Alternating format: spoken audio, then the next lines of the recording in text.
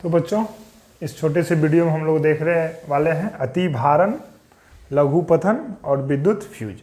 और इसी 3 टॉपिक के साथ ये चैप्टर खत्म हो जाएगा, अपना 5वां चैप्टर कंप्लीट हो जाएगा।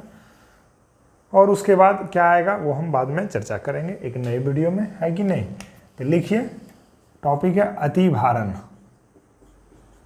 अति भारण हिंदी नहीं समझ में आ रहा होगा, लेकिन अंग्रेजी होता है इसका ओवरलोडिंग। ओवरलोडिंग, ठीक है। देखिए होता क्या है, कभी कभी क्या होता है, उपकरण जितनी धारा लेती है, उसकी जितनी सीमा होती है धारा लेने की, उससे वो अधिक धारा क्या करने लगता है, खींचने लगता है, वो अधिक धारा लेने लगता है, ठीक है। जिसके कारण उपकरण क्या हो जाती है, जल जाती है, खराब हो जाती है। इसी घटना को हम लोग क्या बोलते हैं, अति भारण। इसी घटना को क्या बोलते हैं हम लोग, अति भारण। देखिए, यदि उपकरण की कुल शक्ति, यदि उपकरण की कुल शक्ति, यदि उपकरण की कुल शक्ति स्वीकृत सीमा से बढ़ जाती है, मतलब जितना उसका क्षमता है उससे क्या हो जाती है, बढ़ जाती है। यदि उपकरण की कुल शक्ति स्वीकृत सीमा से बढ़ जाती है, तो वह आवश्यकता से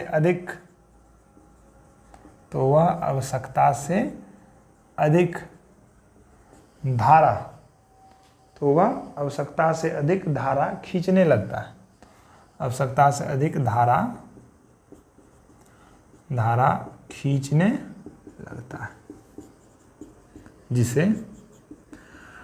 जिसे अति भारण कहते हैं। अधिक धारा खींचने लगेगा तो उपकरण क्या हो जाएगा, जल जाएगा, लेकिन जिसे अति भारण कहते हैं। उम्मीद है समझ में आ गया। दूसरा नंबर है लघु पतन। लघु पतन अंग्रेजी होता है इसका, हिंदी नहीं समझ में आ रहा होगा, अंग्रेजी होता है शॉर्ट सर्किटिंग। ये क्या होता है, सबको समझ में आ रहा है। मान लीजिए 2 तार है, गर्म तार है, ठंडा तार है। कहीं कहीं दोनों तार कटा हुआ रहता है और आपस में दोनों क्या हो जाता है, सट जाता है। हम नहीं कहते शॉर्ट लग गया, दोनों आपस में क्या हो गया, सट गया। जो ही सट जाती है तो उसका प्रतिरोध क्या हो जाता है, शून्य हो जाता है, नहीं के बराबर हो जाता है।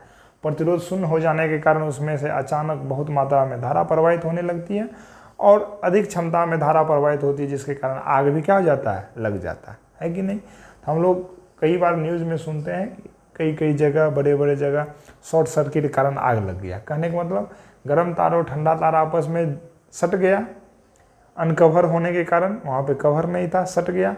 सट जाने से उसके प्रतिरोध का मान क्या हो जाता है, शून्य हो जाता है और उसमें धारा क्या होने लगती है, बहुत तेज प्रवाहित होने लगती है, जिसके कारण आग क्या हो जाती है, लग जाती है, चिंगारियाँ उत्पन्न होने लगती है कि नहीं है। तो लिखिए लघु पतन, ठीक है ना। लिखिए, जब दो खुले तार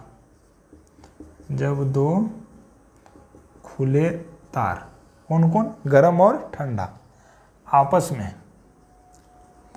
आपस में सट जाते हैं, तो परिपथ का प्रतिरोध शून्य हो जाता है। तो परिपथ या तार का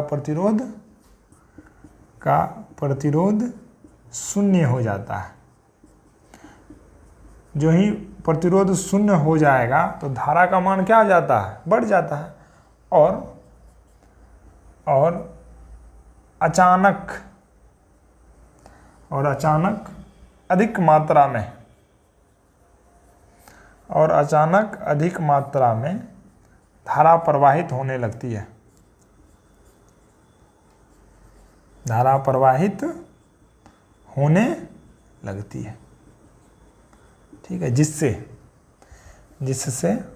आग भी लग जाती है,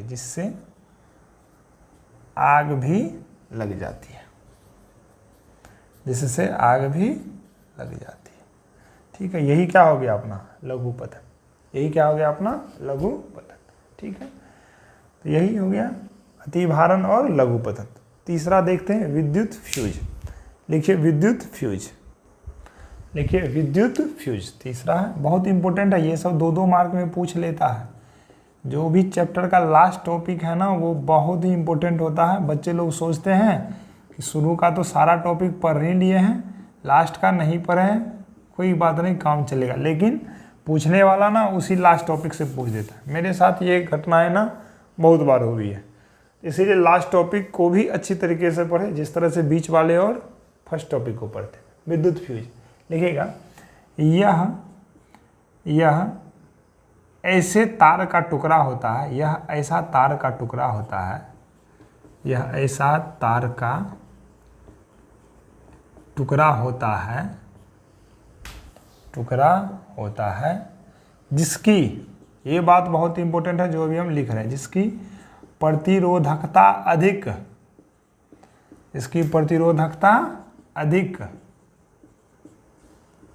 तथा गलनांक कम होती है। इसकी प्रतिरोधकता अधिक तथा गलनांक कम होती है।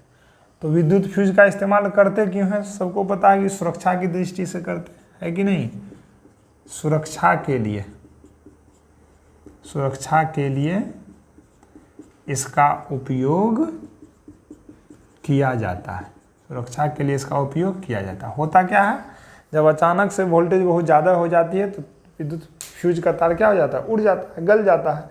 गल इसलिए जाता है, गलनांक क्या होती है, कम होती है। जरा सा भी ज़्यादा होएगा तो गल जाएगा। प्रतिरोधकता क्या होती है, अधिक होती है।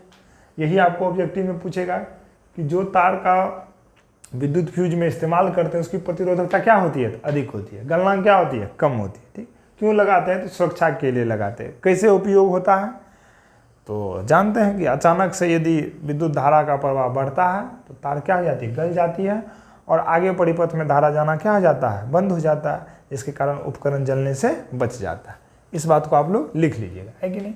और आपसे एक बहुत ही इंपॉर्टेंट बात पूछेगा 10th क्लास के बाद भी, यदि आप कोई भी group D, railway, Bihar police का एग्जाम दीजिएगा तो उसमें ये बात पूछेगा कि विद्युत फ्यूज का जो तार होता है ना वो किस किस एलॉय का बना होता है। ठीक है, तो विद्युत फ्यूज का तार होता है ना वो टिन और पारा का बना होता है। ठीक है ना, लिखिएगा विद्युत फ्यूज का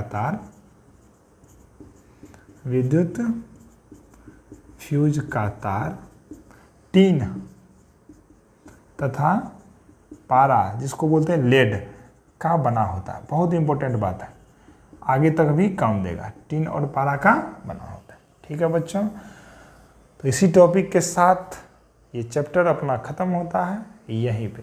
ठीक है, नमस्कार।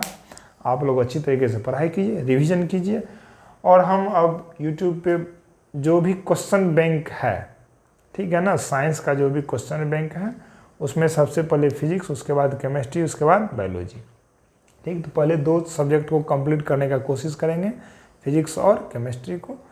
क्वेश्चन बैंक कहने का ये मतलब है कि उसे आप क्रैश कोर्स भी बोल सकते हैं। यूट्यूब पे हम लाएंगे और बहुत ही जल्द लाएंगे, मतलब प्रोसेस में है, वो आ जाएगा। ठीक, तो अधिक से अधिक बच्चों को शेयर कीजिएगा, अच्छा लगे तो अधिक से अधिक बच्चों तक पहुंचाइएगा।